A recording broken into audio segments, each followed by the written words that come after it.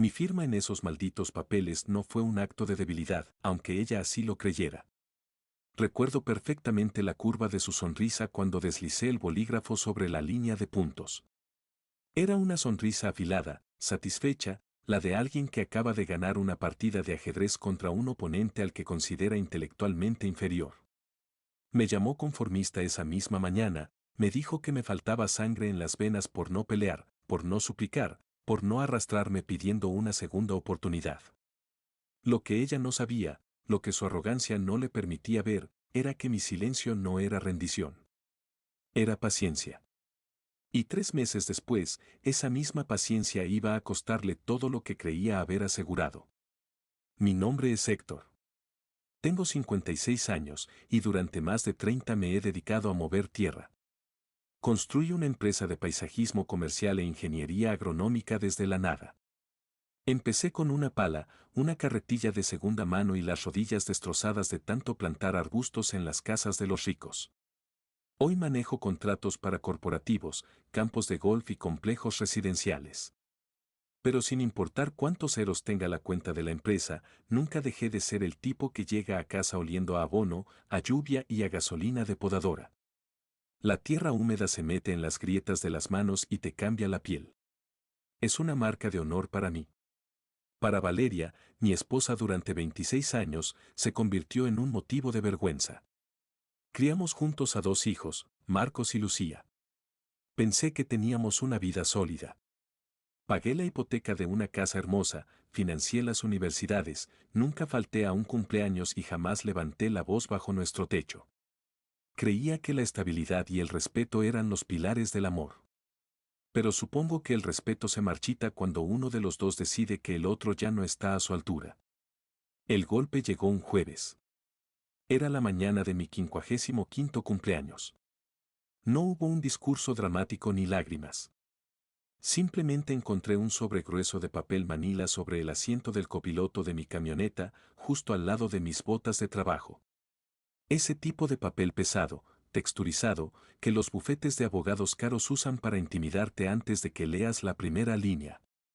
Valeria estaba de pie en el porche, apoyada contra la columna de ladrillo que yo mismo había construido. Llevaba un abrigo de lana color perla que costaba más que la nómina semanal de 2 de mis capataces. Se cruzó de brazos, sosteniendo una taza de café, mirándome con una frialdad que me congeló la sangre. «Ábrelo, Héctor», dijo. Su voz sonaba plana, practicada frente al espejo. Pesé el sobre en mis manos. Era demasiado grueso para traer buenas noticias. «¿Qué es esto, Valeria?» La disolución, respondió finalmente, dando un paso hacia mí, pero sin acortar realmente la distancia emocional. Los presenté el lunes. Lo estuve pensando mucho y, honestamente, hacerlo hoy me pareció lo más limpio. Cerramos un ciclo. Mis manos se paralizaron. De pronto, el viento frío de la mañana pareció colarse directamente en mis pulmones. ¿Más limpio? Hoy.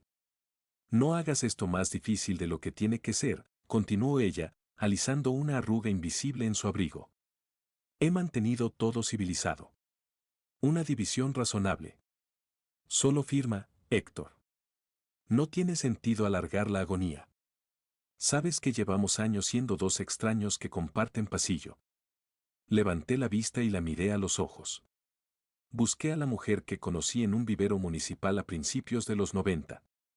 La muchacha que se reía a carcajadas cuando yo me tropezaba con las mangueras de riego, la que me preparaba sándwiches y me los llevaba a las obras cuando no teníamos ni para pagar la luz completa. Esa mujer había muerto hacía mucho tiempo. La persona que estaba frente a mí era una agente de bienes raíces de lujo, pulcra, distante, obsesionada con las apariencias y las cenas de la alta sociedad. «Has estado planeando esto con cuidado», logré decir, mi voz sonando mucho más ronca de lo normal. «Ambos sabíamos que esto se había acabado», replicó. «Esto solo lo pone en papel». Rompí el sello del sobre. Petición de divorcio por diferencias irreconciliables. Y ahí estaba la fecha de presentación. 3 días antes de mi cumpleaños. Las reservas que había hecho para cenar en su restaurante favorito el fin de semana todavía estaban activas en mi teléfono. El collar discreto que había comprado estaba escondido en la guantera de la camioneta. Caminé hacia el capó de mi vehículo, apoyé los documentos sobre la chapa fría, saqué un bolígrafo de mi bolsillo y comencé a firmar. Valeria se quedó de piedra. Su postura defensiva vaciló. ¿Qué haces? Lo que me pediste, respondí sin levantar la vista, firmando cada página, cada anexo, cada cláusula elegante que en el fondo solo decía, ya no te quiero en mi vida. Mi pulso era firme. Quizás fue el shock, o quizás fue la dignidad cruda de un hombre que se niega a mendigar. ¿Así de fácil?, preguntó ella, y por primera vez detecté un hilo de indignación en su voz. ¿No vas a decir nada? ¿Simplemente vas a firmar como si no te importara? Terminé el último trazo, deslicé los papeles de vuelta en el sobremanila y caminé hacia ella para entregárselo. ¿Qué querías, Valeria? ¿Lágrimas? ¿Que me arrodillara en la grava y te jurara que puedo cambiar? Tomaste tu decisión a mis espaldas. Yo tomo la mía ahora de frente. Su mandíbula se tensó. No supo qué contestar. Saco mis cosas esta misma noche, le dije, pasando por su lado hacia la puerta de entrada. Detrás de mí, la escuché soltar un suspiro exasperado. No le di el placer de voltear. Para el sábado, ya no quedaba rastro de mí en esa casa. Alquilé un apartamento pequeño y sin pretensiones en una zona comercial de la ciudad. Estaba en un segundo piso, justo arriba de una panadería. El olor a levadura y azúcar quemada se colaba por las ventanas de madera vieja y el suelo crujía con cada paso. Los muebles se reducían a un colchón, un par de sillas y mi viejo sillón de cuero que Valeria siempre había odiado. Le dejé la casa. Le dejé los muebles italianos, las obras de arte, las alfombras importadas. No por un sentido de nobleza absurda, sino porque no pensaba gastar años de mi vida peleando por objetos que estaban impregnados del fantasma de un matrimonio muerto. Mi hijo Marcos me llamó a los 2 días. Su voz al otro lado de la línea era un trueno de acusaciones. ¿Qué demonios te pasa, papá?, gritó. Tenía 27 años, trabajaba en una firma de logística y había heredado el temperamento volátil de la familia de su madre. Tu madre y yo nos separamos, Marcos. Ella solicitó el divorcio. Yo firmé. No hay mucho más que explicar. ¿Así de fácil? 26 años y te largas a un cuartucho sin pelear, su voz subía de tono. Mamá está destrozada. Dice que te rendiste. Dice que hace meses que te notaba ausente y que, cuando te confrontó, simplemente huiste como un cobarde. Cerré los ojos, frotándome el puente de la nariz con los dedos manchados de tierra. Así que esa era la narrativa. Valeria ya estaba reescribiendo la historia, pintándose como la esposa abandonada por un hombre apático. Marcos, tu madre tiene su versión de los hechos. Yo no voy a entrar en un juego de insultos con ella. Eres un adulto, tarde o temprano verás las cosas con claridad. Sí, claro. Ya las veo. Tiraste a la basura a nuestra familia. Colgó de golpe. El pitido del teléfono resonó en las paredes vacías de mi apartamento. 2 días después, llamó Lucía. Mi niña. A sus 24 años, trabajaba como analista financiera y siempre había sido la observadora silenciosa de la casa. Su tono era diferente al de su hermano. Suave, cauteloso, midiendo el terreno. Hola, papá. ¿Cómo estás soportando el ruido de esa panadería? Sonreí a pesar de la opresión en mi pecho. Huele a pan recién horneado a las 5 de la mañana, hija. Hay cosas peores. Se hizo un silencio al otro lado. Mamá está hablando mucho, papá. Les ha dicho a mis tíos que te negaste a ir a terapia. Que solo te importaban tus plantas y tus contratos. ¿Y tú le crees?, le pregunté. Lucía suspiró. Creo que en esta historia hay demasiados huecos. Mamá no es una víctima pasiva, nunca lo ha sido. Pero no entiendo por qué no te defiendes. Porque la verdad no necesita abogados defensores. Lucía. Y el tiempo se encarga de poner a cada quien en su lugar. Me despedí de ella con un nudo en la garganta. Cuando colgué, me senté en mi viejo sillón de cuero. La soledad de ese apartamento era abrumadora, pesada como una losa de cemento. Pero en el fondo sentía una extraña calma. No tenía que caminar sobre cáscaras de huevo. No tenía que disculparme por el barro en mis botas. Estaba solo, sí, pero volvía a ser dueño de mi oxígeno. Las semanas siguientes fueron un despliegue de relaciones públicas por parte de Valeria. A través de amigos en común y de lo poco que me llegaba, vi cómo transformaba su tragedia en una celebración de su independencia. Sus redes sociales, que antes eran catálogos de casas en venta, se llenaron de fotos en viñedos, brindis con champán en terrazas de moda y frases sobre soltar lo que no te permite brillar. Los comentarios de sus amigas la aplaudían como si hubiera escapado de una prisión de máxima seguridad. Yo me mantuve en silencio. Enterré mis manos en el trabajo. Acepté 2 contratos masivos para rediseñar la arquitectura paisajística de unos campus corporativos. Trabajaba de sol a sol. Llegaba al apartamento agotado, cenaba un sándwich, dormía y repetía el ciclo. Esperar no significa no hacer nada, esperar, a veces, es construir tus propios cimientos mientras el otro quema su casa. Y entonces, 4 meses después de haber firmado aquellos papeles sobre el capó de mi camioneta, el teléfono sonó. Era un número que no reconocí. Contesté mecánicamente, esperando que fuera un proveedor de fertilizantes. ¿Héctor? Habla el licenciado Vargas. Represento legalmente a don Arturo Valdés. Te llamo para darte una noticia muy amarga. El mundo a mi alrededor pareció detenerse. Don Arturo. Era el primo mayor de mi difunto padre, mi padrino y la figura más cercana a un mentor que jamás tuve. Arturo era un hombre áspero, de pocas palabras, que vivía recluido en una vasta finca en el norte del estado. Había hecho su fortuna comprando y vendiendo derechos madereros y tierras agrícolas en los años 70. A Valeria siempre le repugnó. Decía que era un viejo huraño, maleducado y sin clase. Se había negado rotundamente a acompañarme a visitarlo durante la última década. Yo iba solo, cada 2 meses. Nos sentábamos en su porche a beber café negro, a hablar del clima, de los ciclos de la tierra y del silencio. Arturo falleció anoche mientras dormía, dijo el abogado con voz profesional pero suave. Un paro cardíaco. Fue rápido. Me dejé caer en el sillón. Una punzada de dolor genuino me atravesó. Arturo había sido el único en mi familia que me entendía, el único que sabía que mi amor por la tierra no era falta de ambición, sino una vocación. Lo lamento profundamente, licenciado. Dígame cuándo y dónde serán los servicios fúnebres. Me encargaré de enviarte los detalles, Héctor. Pero la razón principal de mi llamada es otra. Arturo dejó instrucciones muy claras y estrictas. Necesito que vengas a mi despacho mañana a primera hora. Eres el albacea principal y, según su último testamento, el único beneficiario de su patrimonio. Mi mente tardó varios segundos en procesar la frase. ¿Beneficiario? Arturo tenía sobrinos por parte de su esposa. Tenía asociaciones. Héctor. Necesitamos hablarlo en persona. Te espero a las 9. El despacho del licenciado Vargas estaba en el centro financiero de la ciudad. Pisos de mármol frío, paredes de caoba y un silencio solemne.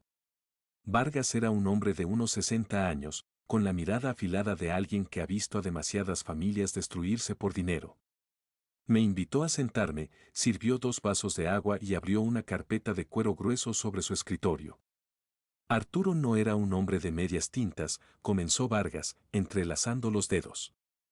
Hace poco más de 1 año, liquidó la mayor parte de sus activos fijos. Vendió los derechos madereros a una corporación internacional y consolidó su capital en fondos de inversión conservadores. Liquidó sus deudas y estructuró todo de manera prístina. ¿De cuánto estamos hablando?, pregunté, sintiendo la boca seca. Vargas deslizó un documento impreso hacia mí.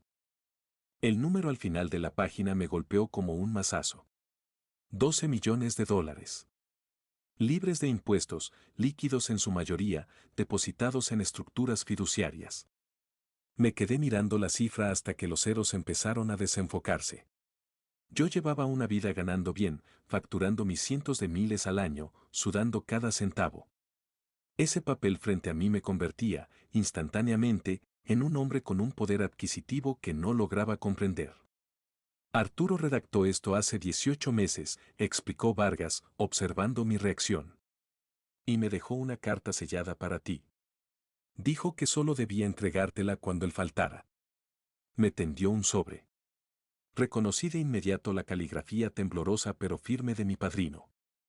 Rompí el borde y saqué la hoja pautada. Muchacho. Si estás leyendo esto, el viejo corazón finalmente dio de sí. No llores. He vivido más de lo que merezco. Te dejo todo a ti, Héctor, por una razón muy simple, eres el único que cruzaba mi puerta sin mirar los muebles para calcular cuánto valían. Eres el único que venía por mí. Sé lo que está pasando en tu casa, aunque no me lo dijeras. Tengo ojos y tengo contactos. Esa mujer tuya, Valeria, te mira con asco. Lo he visto.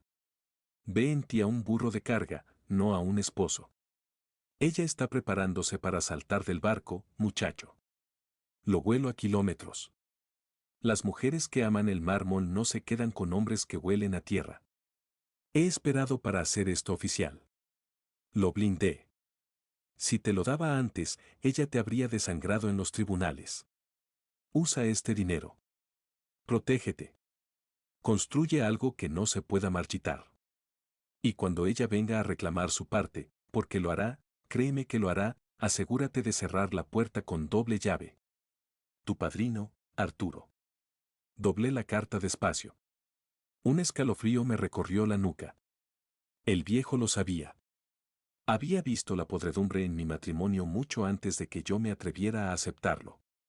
¿Qué procedería legalmente, Vargas? Pregunté, recuperando la compostura. Mi divorcio finalizó oficialmente hace apenas un par de semanas. Vargas sonrió, una sonrisa estrecha y técnica. Arturo fue un genio. Al fallecer después de la fecha de disolución legal de tu matrimonio, esta herencia es un activo privativo tuyo. Tu exesposa no tiene ningún derecho legal sobre él. Está completamente fuera del inventario matrimonial. Estableceremos un fideicomiso nuevo a tu nombre. Nadie podrá tocarlo. Salí de ese edificio y la luz del sol me pareció distinta. No sentí la urgencia de comprar autos deportivos ni casas en la playa. Sentí, por primera vez en meses, que tenía una armadura indestructible. El secreto duró apenas 3 semanas. Las herencias de ese calibre en círculos financieros locales siempre filtran rumores. El primer movimiento de Valeria fue sutil, casi insultante por su obviedad. Recibí un mensaje de texto un martes por la tarde. Héctor, me acordé de ti hoy. Vi unas herramientas de jardinería antiguas en una tienda de antigüedades. Espero que estés bien. ¿Te gustaría tomar un café esta semana? Hay cosas de los chicos que deberíamos revisar. Mis hijos eran adultos independientes. No teníamos nada que revisar sobre ellos. Leí el mensaje y bloqueé el teléfono. No respondí. Estaba pescando, tratando de medir mi temperatura emocional. La verdadera emboscada ocurrió 5 días después. Vargas me había citado en una sucursal del Banco Nacional para firmar las transferencias finales del fideicomiso. La sala de juntas era de cristal transparente, dando hacia el vestíbulo principal. Estaba revisando unas pólizas cuando un movimiento periférico captó mi atención. Allí estaba ella. Valeria. Llevaba un traje de chaqueta azul marino impecable. A su lado caminaba un hombre más joven, delgado, con gafas de diseñador y un maletín de cuero italiano. Reconocí al sujeto de inmediato, Roberto Méndez, uno de los abogados de divorcio más agresivos de la ciudad. Entraron al área de atención privada. Valeria fingió sorpresa al verme, una actuación tan barata que casi me dio lástima.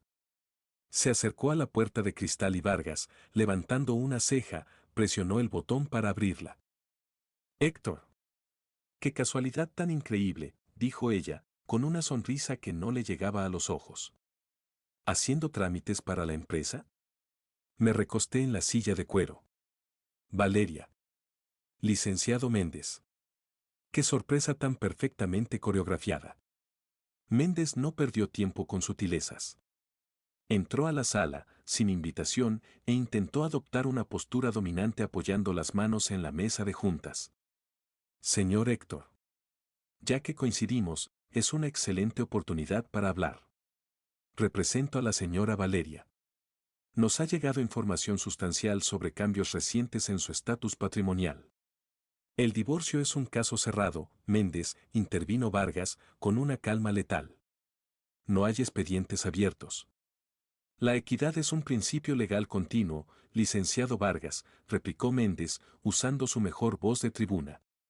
Dados los 26 años de matrimonio y el hecho de que su cliente ocultó la inminencia de esta herencia durante las negociaciones, estamos preparando una moción para reabrir la división de bienes por mala fe.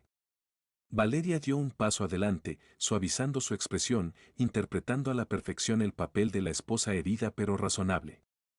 Héctor, no quiero que lleguemos a los juzgados otra vez. No quiero escándalos por los niños. 12 millones es mucho dinero. Lo justo es que compartamos esa bendición. Yo te apoyé durante décadas cuando no eras nadie. Merecemos disfrutar de esto como la familia que fuimos. La miré. Era fascinante observar la avaricia en estado puro. La mujer que me había tirado a la calle como si fuera un electrodoméstico descompuesto ahora hablaba de bendiciones compartidas. Dime una cosa, Valeria, dije suavemente, sin levantar la voz. ¿Recuerdas por qué redactaste tú misma el borrador del acuerdo de divorcio? Ella parpadeó, desconcertada por la pregunta. Para agilizar el proceso. No, negué con la cabeza.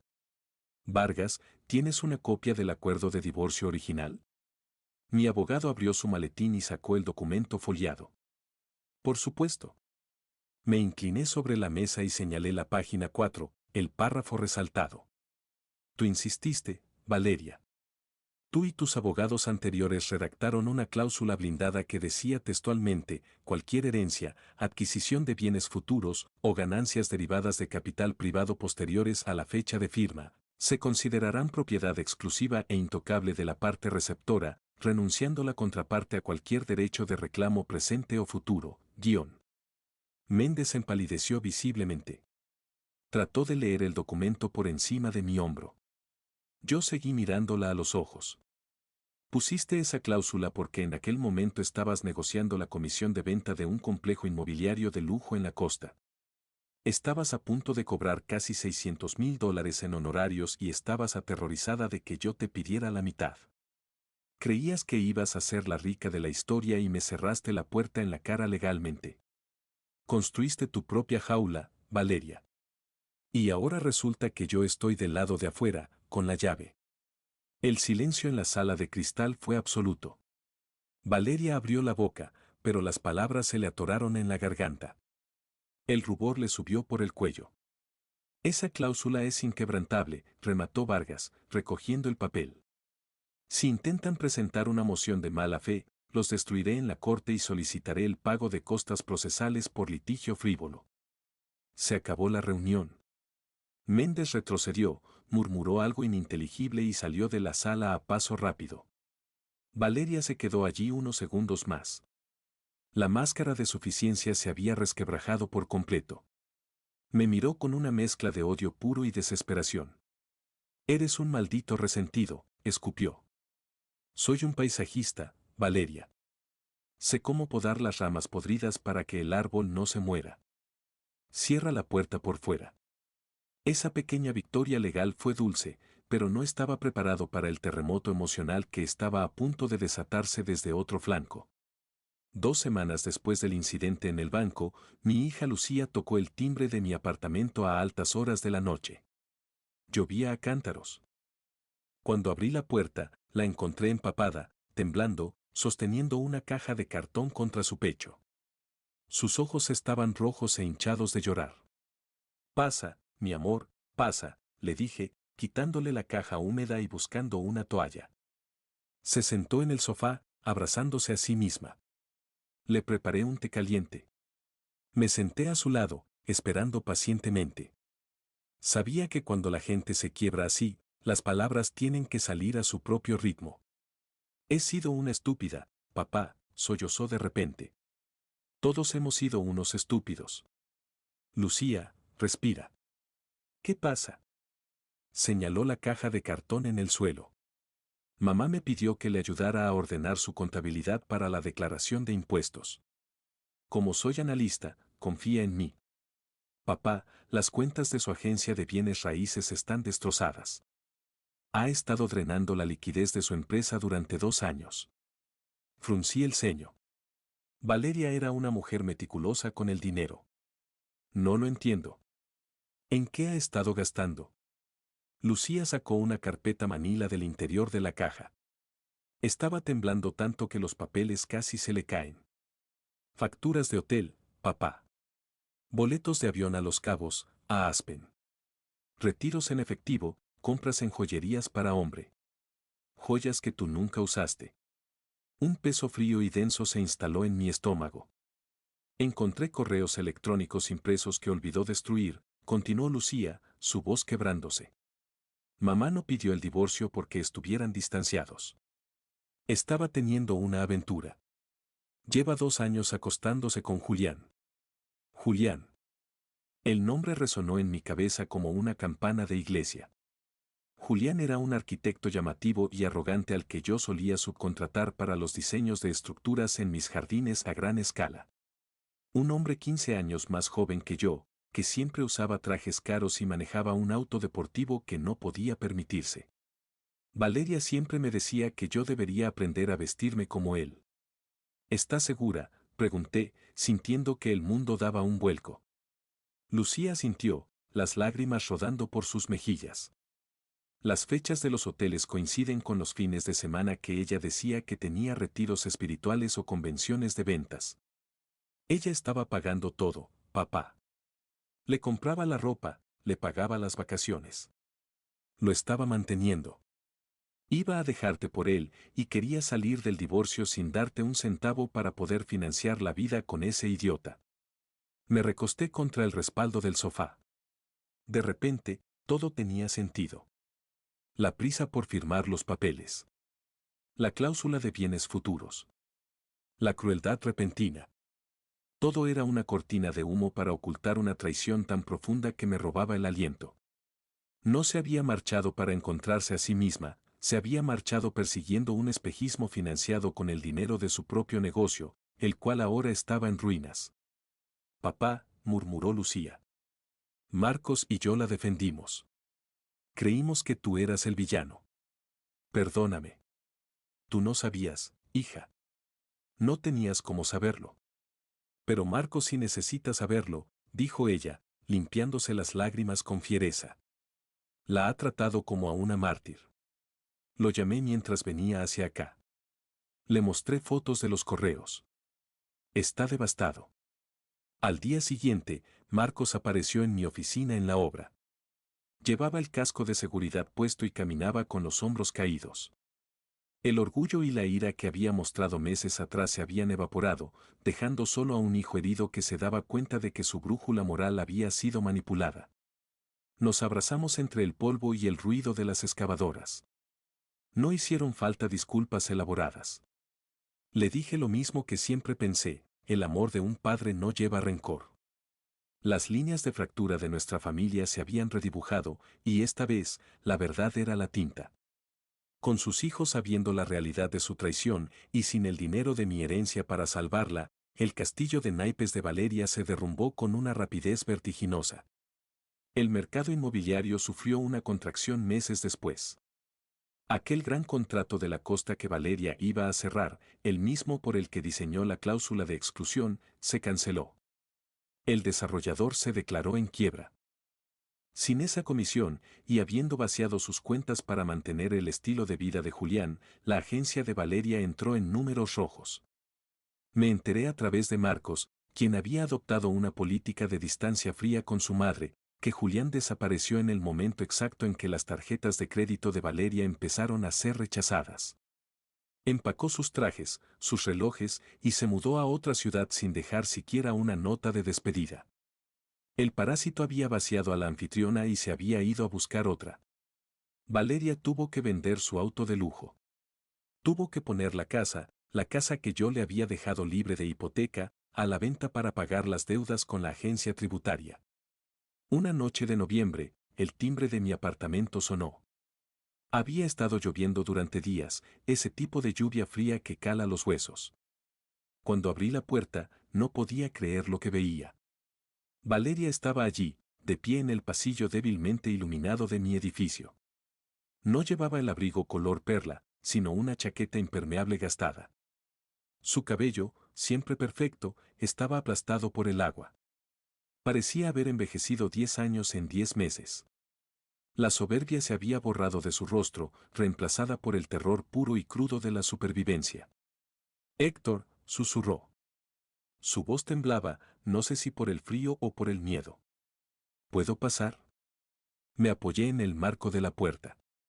Mis manos estaban callosas, ásperas, exactamente igual que el día que me pidió el divorcio. No me moví ni un centímetro. No creo que sea buena idea, Valeria. ¿Qué quieres?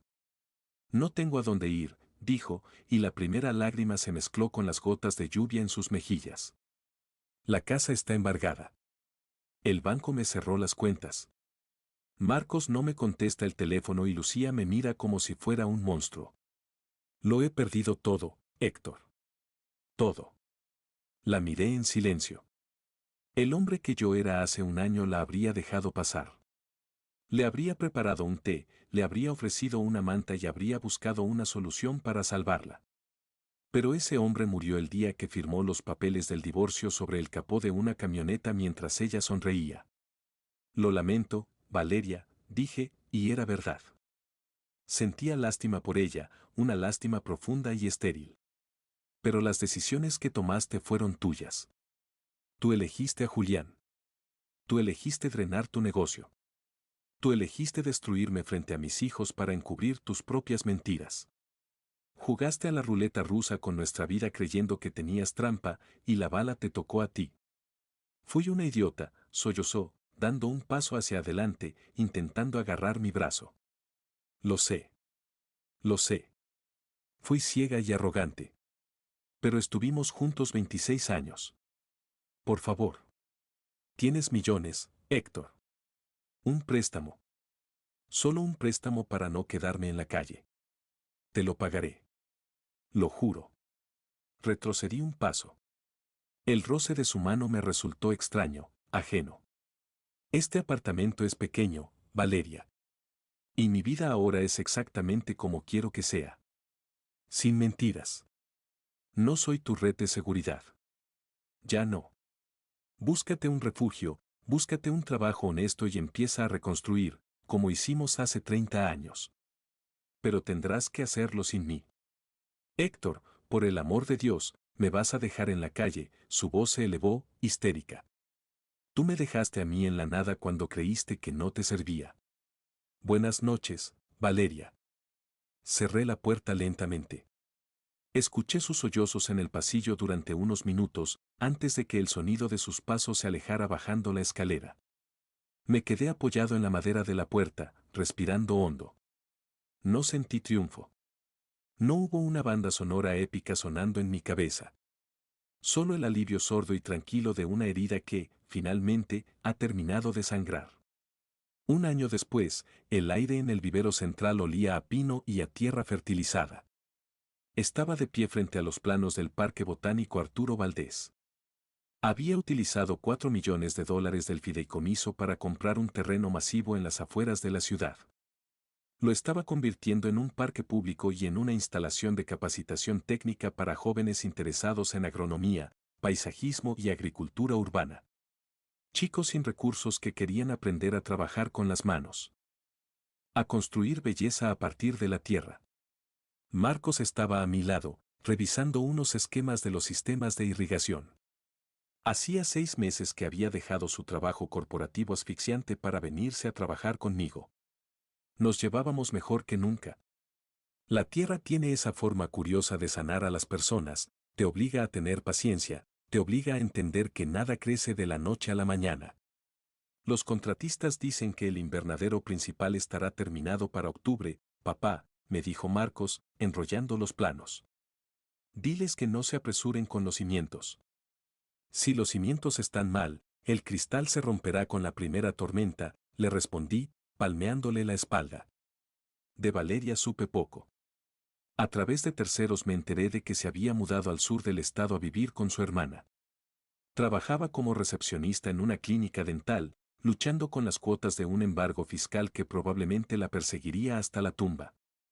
No me alegraba su desgracia, pero había dejado de ser mi problema.